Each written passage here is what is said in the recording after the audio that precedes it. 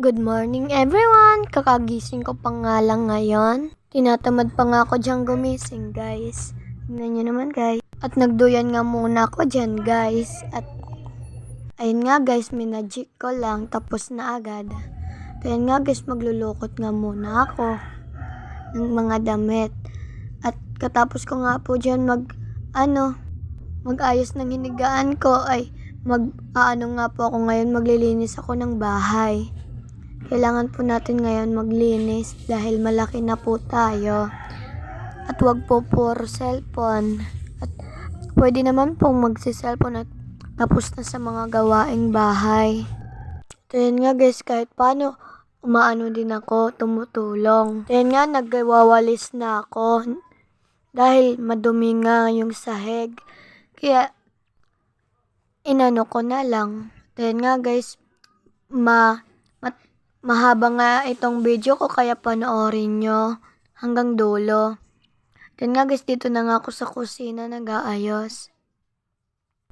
Tignan nyo naman guys, sobrang kalat. Ayan nga guys, tinapos ko na.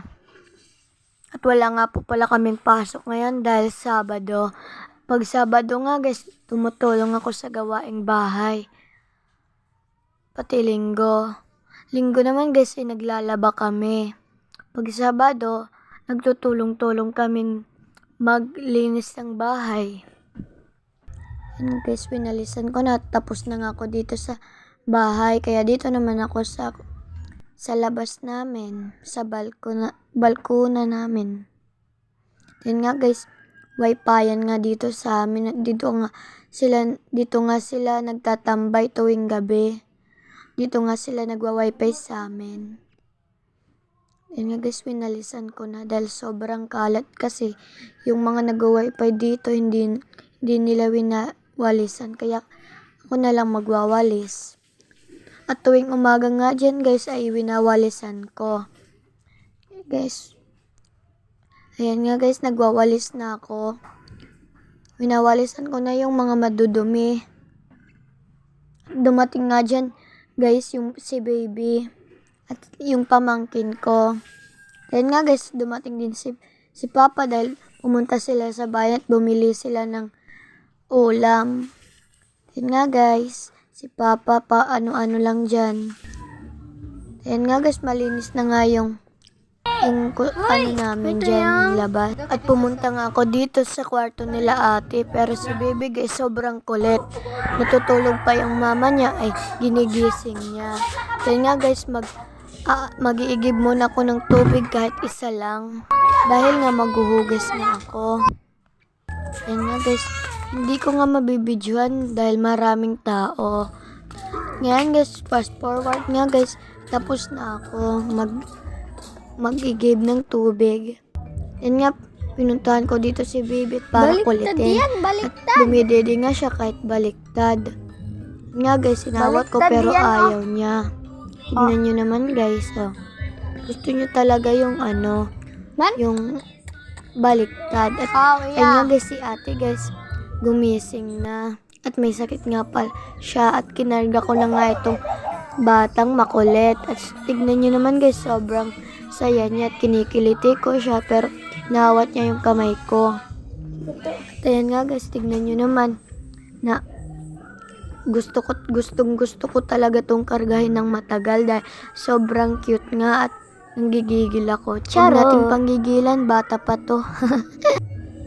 Ayan nga guys, hindi ko akalain guys na si baby ay nangangagat na. Inakagat niya nga ako dahil may ngipin na siya 6. Sa taas 3 at 4 pala sa taas at 2 nga dito sa baba. Then nga guys, nag-online na ako dito sa cellphone ni ate. Tignan nyo naman guys, sobrang talaga ng signal, sobrang lakas. Yan nga guys, tinignan ko nga guys kung may nag-chat pero group chat lang pala namin. Nga guys, nanood nga pala ako dyan ng video sa YouTube. Tignan nyo naman guys yung Timbulogoy dyan.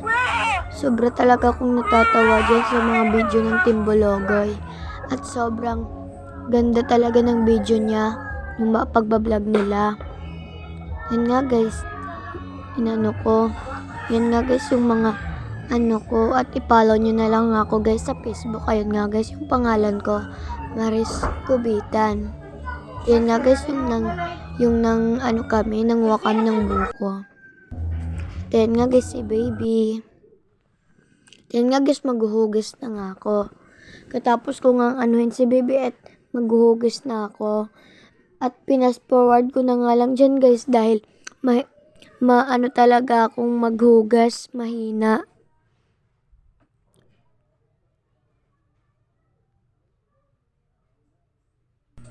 At ayan nga guys, katapos kong maghugas ay kumain na kami. Ito nga yung ulam namin, manok. At fast forward nga guys, tapos na akong kumain. At ayan nga guys, lumabas ako para magbike. Yung gumamit pala kanina guys, yung pinsan ko. At sa totoo nga lang dyan, ay sa aking bike yan. Tingnan nyo naman guys, binidyohan pala ako ng pamangkin ko. Ayan nga guys, ako nga yung nagbabike na naka-pink. At pati ba papunta sa simbahan ay binidyohan pa ako ng pamangkin ko. Ay, ano ba to?